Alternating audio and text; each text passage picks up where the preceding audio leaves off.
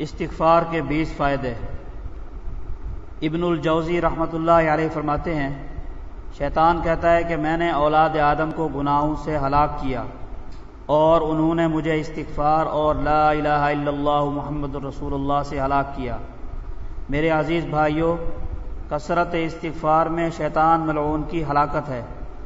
حسن بصری رحمۃ اللہ علیہ فرماتے ہیں، استغفار کی کثرت کرو، اپنے گھروں میں، اپنے دسترخوانوں پر اور اپنے راستوں میں اور اپنی مجلسوں میں، کیا معلوم کہ کس وقت مغفرت نازل ہو جائے۔ استغفار کے بے شمار فوائد ہیں۔ مثلا نمبر 1، یہ اللہ تعالیٰ کا تاکیدی حکم ہے۔ نمبر 2، یہ رسول پاک صلی اللہ علیہ وسلم کا پیارا عمل ہے۔ نمبر 3، یہ گناہوں کی مغفرت کا ذریعہ ہے۔ نمبر 4، اس سے جنت ملتی ہے۔ نمبر 5، یہ دل کی سیاہی کو دور کرتا ہے۔ نمبر 6، اس سے قلبی سکون اور اطمینان نصیب ہوتا ہے۔ نمبر 7، اس سے اللہ تعالیٰ کی رحمت نازل ہوتی ہے۔ نمبر 8، یہ قبر کا بہترین پڑوسی ہے۔ نمبر 9، اس سے ہر طرح کی روحانی اور جسمانی قوت ملتی ہے۔ نمبر 10، یہ رزق حلال میں بے پناہ وسعت کا ذریعہ ہے۔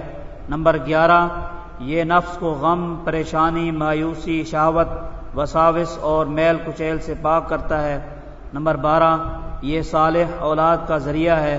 نمبر 13، یہ ہر بیماری کا علاج ہے۔ نمبر 14، اس سے انسان کو دنیا کی بہترین زندگی نصیب ہوتی ہے۔ نمبر 15، یہ مقبول اعمال کی حفاظت ہے۔ نمبر 16، اس سے بلائیں مصیبتیں دور ہوتی ہیں۔ نمبر 17، اس کی برکت سے انسان کو اپنا اصل مقام اور فضیلت نصیب ہوتی ہے۔ نمبر 18، اس سے مفید بارشیں برستی ہیں۔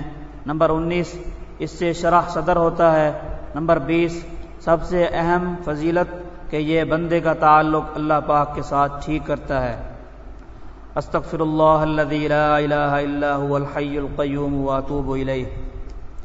میرے بھائیوں، آج کسی وقت کسی مسجد یا خالی جگہ کی طرف نکل جاؤ، راستے میں روتے جاؤ اور کہتے جاؤ، اے میرے محبوب رب، میں معافی مانگنے آ رہا ہوں، توبہ کرنے آ رہا ہوں۔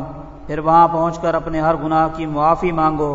ایمان کی کمزوری، فرائض کی سستی، نفاق، غیبت، حسد، بغض، بے حیائی، سستی، غفلت، حب دنیا، ذلت، رسوائی، بے شمار گناہ، روتے جاؤ، معافی مانگتے جاؤ، یہاں تک کہ رحمت کا نزول محسوس ہو۔ پھر دل پر جو بیتے کسی کو نہ بتاؤ، کبھی نہ بتاؤ۔ ارے مالک کے سامنے حاضر ہونا ہے، پوری دنیا میں اسلام کے غلبے کی محنت کرنی ہے۔ گناہوں سے ہلکے ہوں گے تو کچھ کام بنے گا۔